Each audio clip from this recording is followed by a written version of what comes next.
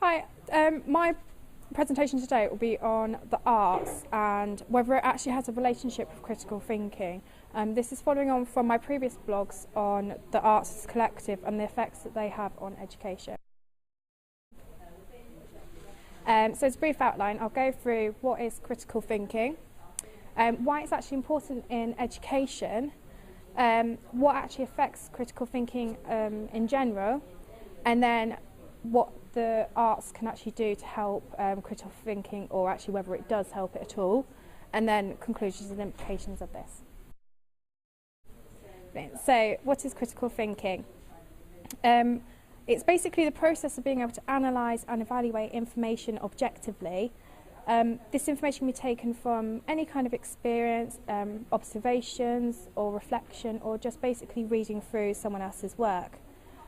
One who can think critically can see how precision and comprehension of other people's work, but also show depth, quality, breadth and the worthy reasons for information. So basically being able to evaluate and objectively look at someone else's work. Pasquarella and Terrazzini in 1991 described critical thinking as typically involves the individual's ability to do some or all of the following: identify central issues and assumptions in an argument, recognise important relationships, make correct inferences from data, deduce conclusions from information or data provided, interpret whether conclusions are warranted on the basis of the data given, and evaluate evidence or authority. So that basically is what critical thinking is. And why is it important in education? It's something that you need to have to be able to objectively analyse and evaluate works, especially in psychology, where you're looking at other people's research, being able to see whether someone else has actually looked at what they're meant to be looking at, whether the research question has been answered, whether it's reliable and valid. So all of the things that we've kind of learned with scientific writing. In most of our assignments, it's that critical thinking is always assessed. So with the breadth and depth, and to be able to evaluate information. So with the MCQs, it's the breadth of your knowledge. The assignments, with the essays, it's normally the depth and the breadth, but more on the depth. And then normally to overall be able to evaluate.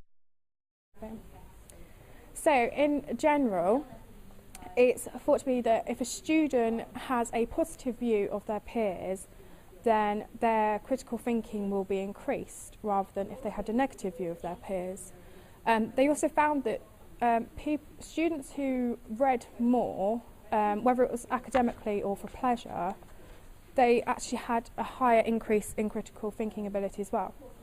But the questions that I pose for this is, well, is it a confidence issue?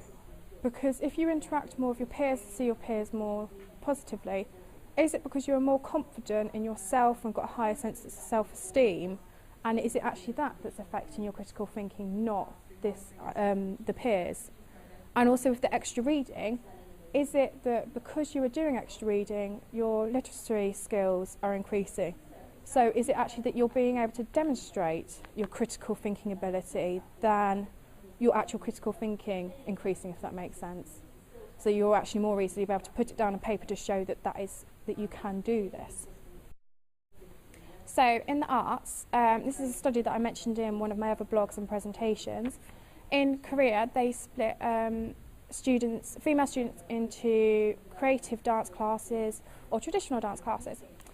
And they found that over a 5-week period, the students in the creative dance class had a slight increase in their critical thinking ability. It wasn't significant, but there was a slight difference. So again with this, it wasn't really done on a long-term approach to see whether it did affect their critical thinking. But again, is it a confidence issue? Is there something else that's affecting that, even if it wasn't significant? Is it the way that the creative dance sessions are formed or something that has helped them to demonstrate or actually increase their critical thinking? So with this one, there's not actually any evidence to show properly or explain why there was an increase. Sorry, it's quite a long one, this one. They found that with concern to extracurricular activities with the arts, they split, it was done over an 11-year period with children who were classed to be at risk. and it was not run by the school at all. It was after school organisations that is that their critical thinking ability has increased.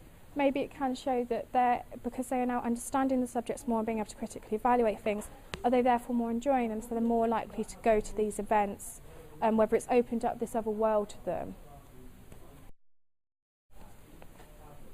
And so in conclusion, there's actually quite little research about the effect that the arts has on critical thinking ability.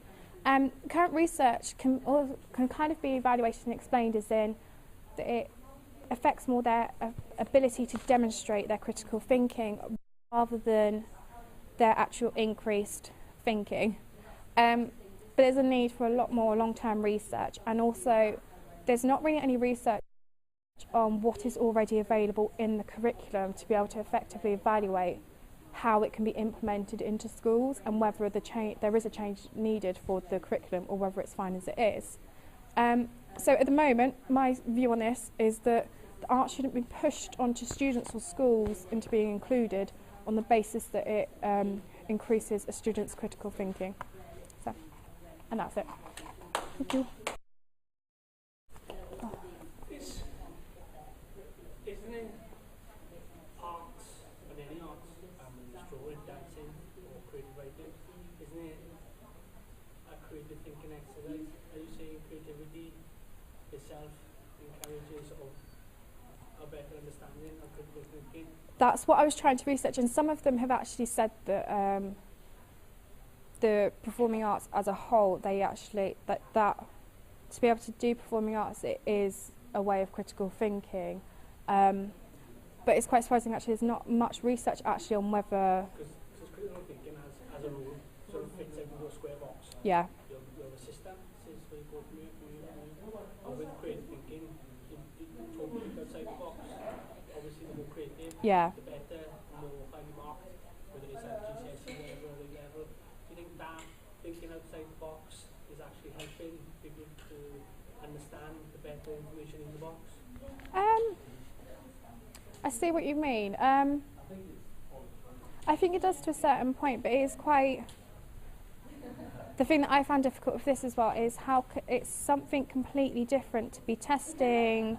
When I was looking at it, so you can test whether someone can demonstrate their critical thinking ability, but you can't really know whether they actually do think critically, if that makes sense. So I think that's quite hard when you're looking at the research and everything, especially with the performing arts, to see actually whether performing arts students do have a higher critical thinking ability.